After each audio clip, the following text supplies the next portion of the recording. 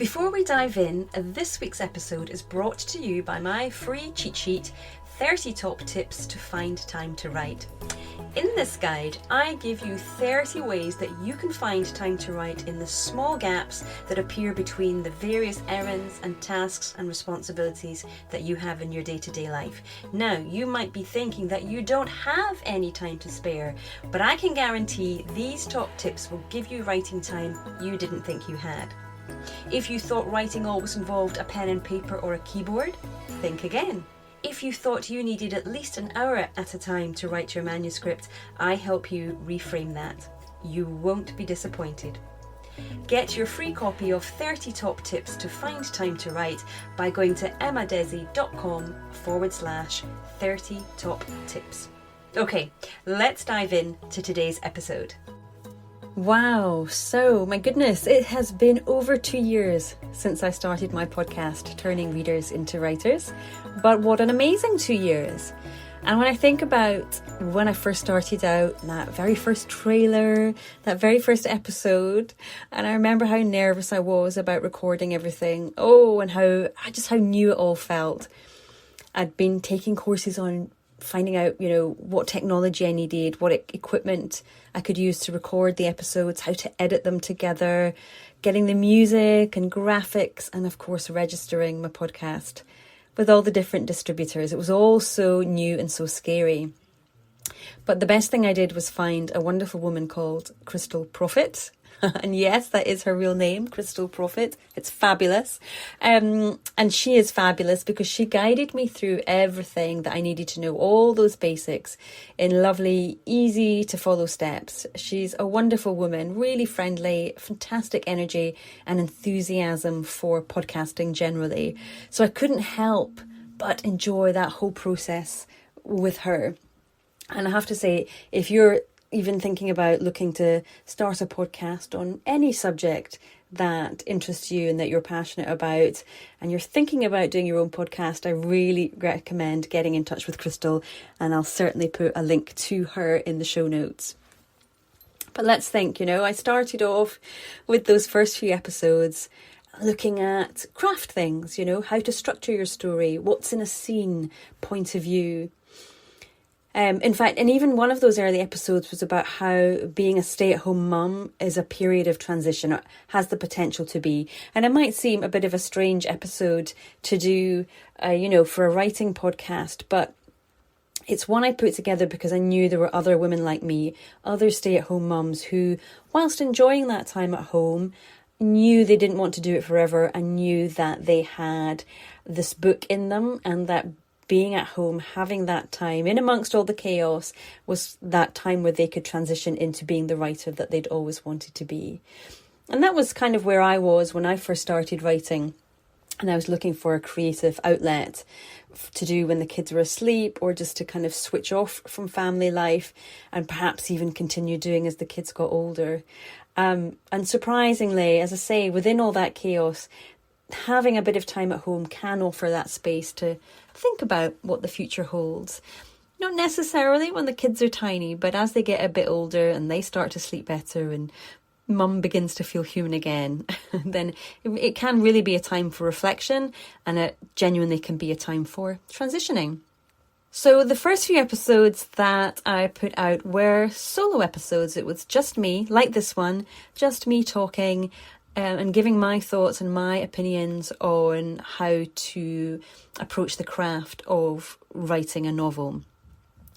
But what I realised, though, was I was listening to other podcasts, as I particularly enjoyed the interview-based ones. I loved listening to other writers talk about their writing journey, their writing practice, and how they put their books together. I have to admit, I found I was less interested in the books they were promoting, but rather how they wrote those books, their process, because that was the stage that I was in. And to a degree, I'm still in it. Maybe we never come out of that. I was looking for ways to improve my process, be more productive, get the books written, getting that first draft done before I could go on and then revise and improve them. So I wanted to take what I'd already learned and experienced to build upon that with the interviews with other writers. I wanted that for me. Those were the podcasts I enjoyed, and I wanted that for my listeners. One of the podcasts I particularly enjoyed is the writing routine. Each week, Dan Simpson is the host, and each week he interviews established authors, and they describe their office to him, or where it is in the home that they write. Perhaps it's the kitchen table, or even for some in bed. They talk about whether they plan and plot their novels, or whether they just do some research and then get started.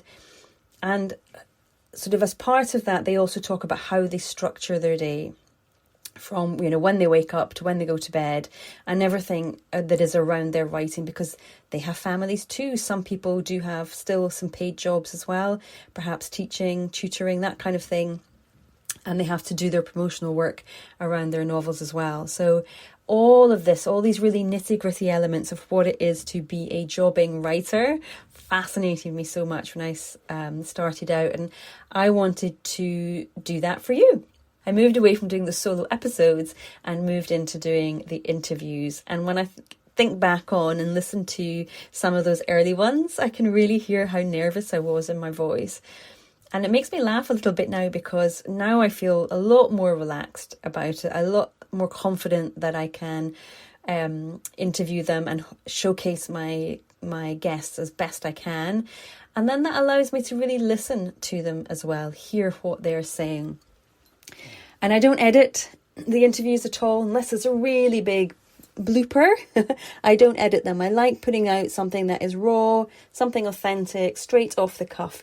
And then that way listeners get to hear me and my guest sort of uncensored, so to speak. And I often find too, if we're not worrying about being edited, just having a conversation, then that's when my guests can relax and really share some great moments of writerly gold.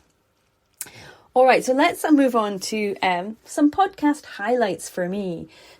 Well, one highlight does have to be my first author interview, which was with Elisa Menz, who I reached out to in a writing group.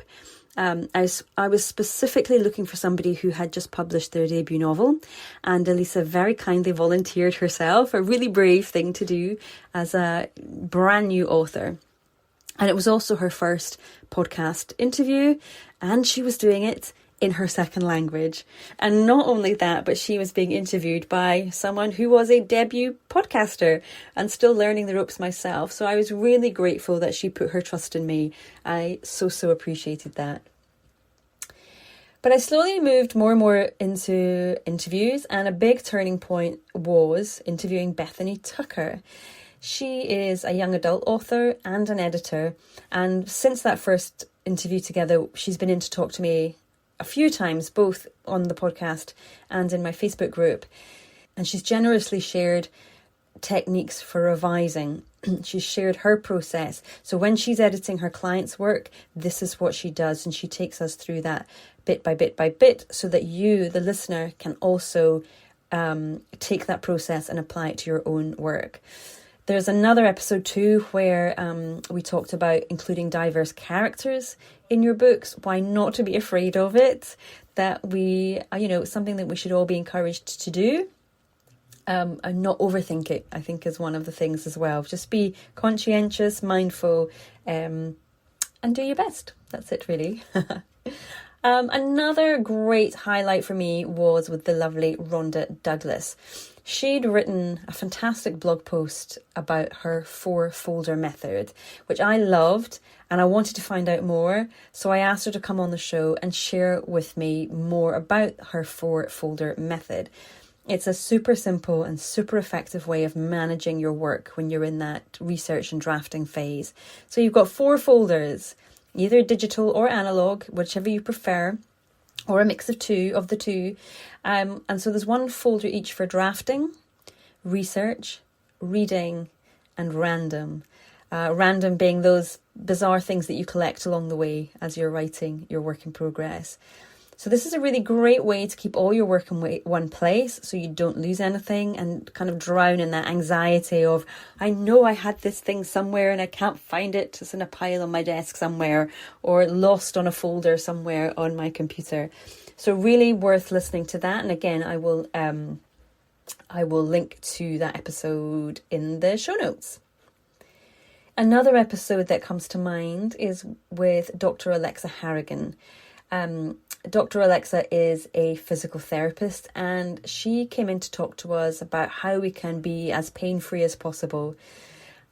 As someone who experiences a lot of neck and shoulder pain myself, and I knew from following Joanna Penn on her many shoulder issues that lots of us struggle with aches and pains.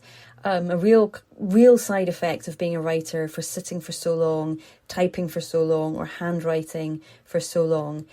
That sedentary type of lifestyle over a sustained period of time, it does take its toll on our bodies, whether it be on our backs, our hips, our knees, shoulders, necks, wrists, you name it. There's a very real impact of all that sitting.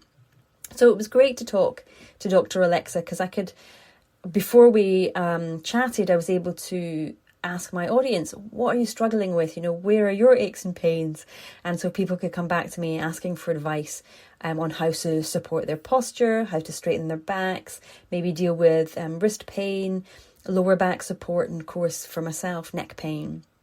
Oh, and eye strain was another one that people told me they were struggling with. So as an author herself as well, Alexa understands all too well what we're going through. And so she touched on things like desk ergonomics, general health and well-being, and then how to make activity a part of your daily life without going to the gym. She gave us small techniques, practical solutions that we can implement at home.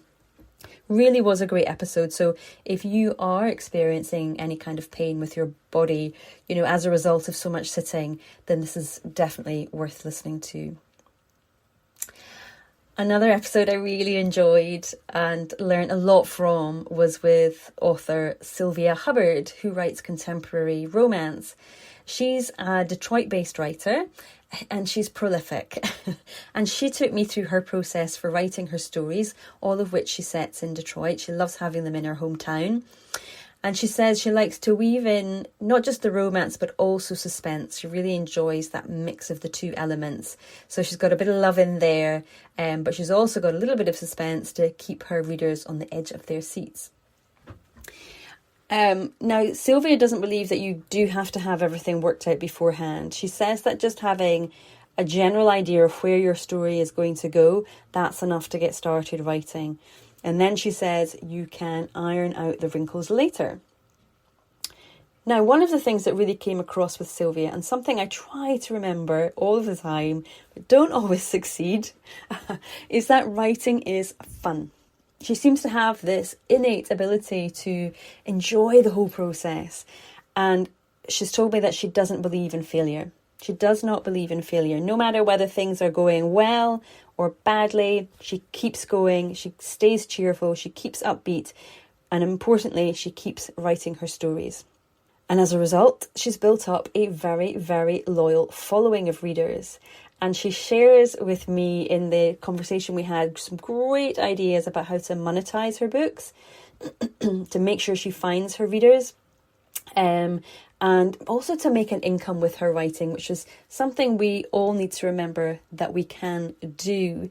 And, she was a single mum. I think 3 kids she's got. She was a single mum with 3 young kids. This was important for her. She wanted to make a living doing something she loved, which was writing, telling stories. So she had to get creative and get inventive. And do listen to the episode, because you might just get some great ideas for how you can do the same as Sylvia. She is on a mission to abolish the idea of the starving artist, and it's wonderful, inspirational.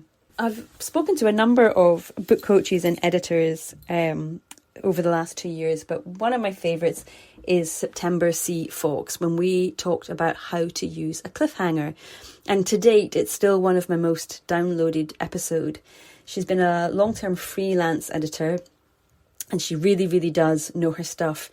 If you haven't found it yet, I 100% recommend that you go and check out her blog. Again, I will link to that, which is a prize-winning blog. Now, she is a woman of detail. She explains everything very thoroughly, and she always gives fantastic examples. And so if you've got a question or you're curious about any elements of the craft side of writing, her blog is definitely one to go to. So in that episode, the cliffhangers episode, there are 5 different ways that you can use a cliffhanger, and she outlines that she outlines all 5 of them and the different ways that you can use them for maximum impact. So well worth a listen. In June of last year, 2021, I talked to Nadia Coburn, and we discussed how you can heal trauma through narrative. And it's something that she's had a lot of experience with, both for herself, but also in her teaching. And this too has been a really popular episode because I think a lot of us have experienced trauma of one description or another. And how she defines it is there's trauma with a big T, and there's also trauma with a small t. And we've all, I think, had experience of one of both of these at some stage through our life. And so in this episode, Nadia tells me how she uses meditation, and she uses yoga as part of her writing practice. And that then also helps to kind of facilitate the words that she uses, how she writes. And using that narrative, using the words, then she's able to kind of write through and work through many elements of the trauma that she's experienced in her own life. Yeah, she says that using the meditation and the yoga, it's really changed how she connects to the words, but then also how she connects to her body. And it's made, she said, everything so much more fluid, a lot easier, and keyword again here, she can enjoy her writing a lot more as a result of that. At the end of 2021, I chatted with Nikki Valance, who is also a debut novelist. Her first novel, Pivotal, was published in 2019, but she is also a coach. She's been a life coach kind of more generally, but she's also turned that so that she can help midlifers who might be feeling stuck. And she does that not just with her novels, which are, centered around women who are in their 40s and 50s, as is her audience, who are feeling stuck at that section of their life. And through her fiction, she knows that she can show them that there is another way of being. So she does that with her fiction, but she reinforces it with her coaching as well. She inspires people to give themselves permission to follow a different path than they have been up until now. And for many, that different path, that new path, is to write the stories that they've always dreamt of writing. She says she wants to inspire closet novelists, a term I love. And she's a force of energy, is Nikki. I really enjoyed my conversation with her. And we talked about the benefits of coaching more generally, not just for writing, but in other aspects of our lives. And both agree that even if the focus of the coaching is on the book, it actually bleeds into every area of your life, not just the manuscript. And when I asked her, why do you think people find coaching so scary? She acknowledges it can be scary because when you're being coached, your whole life has the potential to change. Not just the manuscript, your whole life. But she says, if you do find that courage, if you do take the plunge, that change, that potential for change is magical, and it improves your life in ways you can't yet see. And I have to say, I second that. I've worked with coaches in a few different areas of my life, and everyone has been a blessing. They really, really have.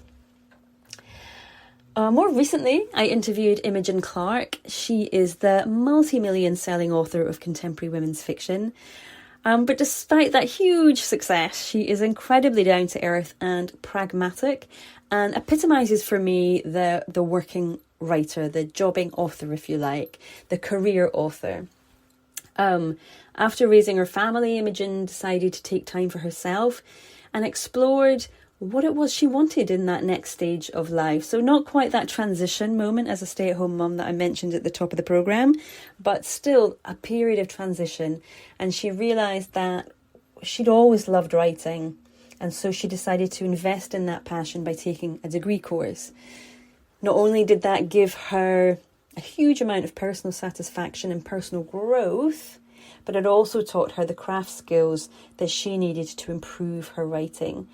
And even then, she carried on learning not just with the how to write a book, but about how to be an author, how to run an author business, which is something that we all need to do regardless of how we publish. But if we want to sell books, we are a business and we need to learn how to do that.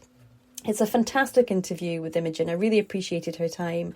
And if you're ready to take the next step with your writing and you need someone to tell you it's okay, you can do it, then the interview with Imogen is really worth listening to.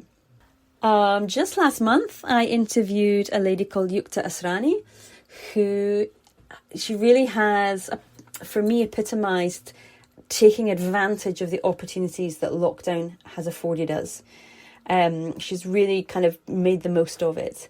She used that time. She didn't have to commute, so she had these extra hours in the day because she was working from home, and she used that time to write the books that she's always wanted to write. Like so many of us, I wanted to be a writer, but life got in the way. But now lockdown had given her this unexpected opportunity. So working from home gave her that headspace, and it gave her the time to do it. And she's got a wonderful, really wonderful approach to her writing. And that is that she's always looking to improve. She's published 3 books now, I think it is. And she acknowledges, my first book is not going to be my best book. But that's also exciting because it means that she's going to be engaged in this lifelong learning and this lifelong improving of her fiction and her stories. And that's something I echo as well. And I think this is a really important message for people. Much as you want your book to be the best book that it can be, you don't want it to be your best book. I often think about Harper Lee.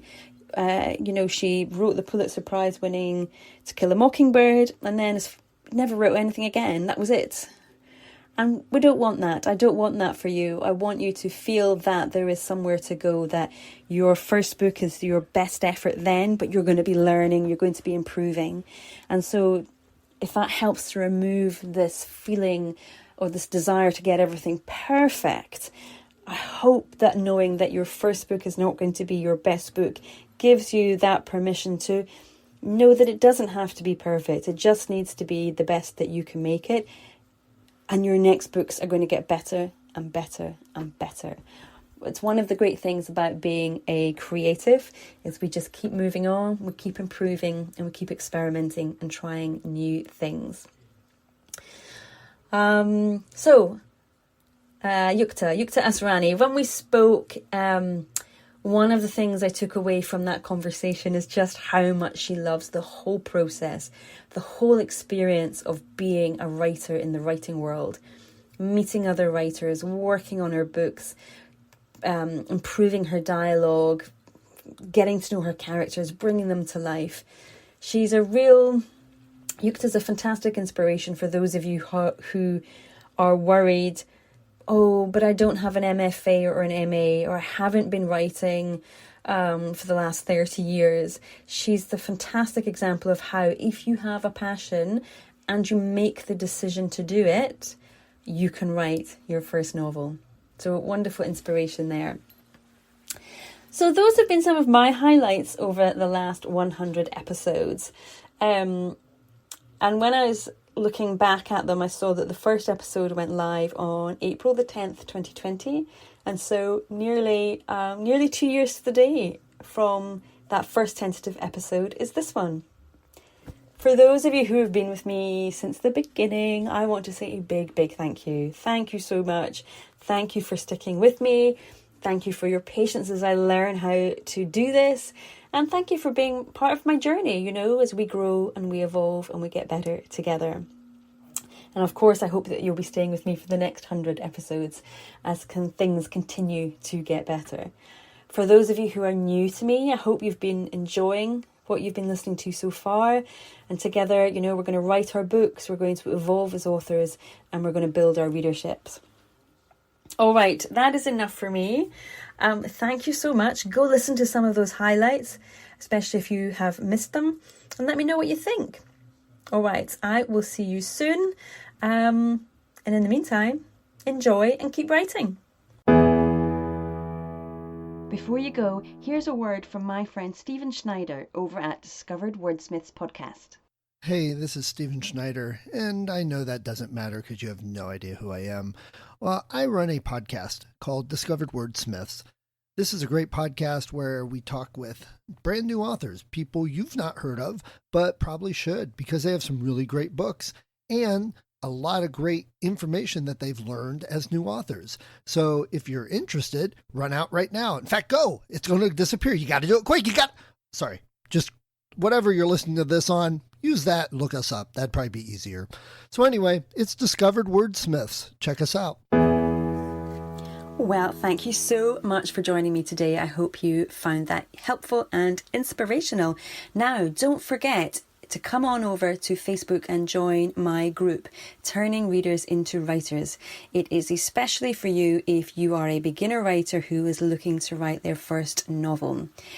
If you join the group, you will also find a free cheat sheet there called 3 Secret Hacks to Write with Consistency. So go to emmadesi.com/turning readers into writers, hit join. Can't wait to see you in there. All right, thank you. Bye-bye.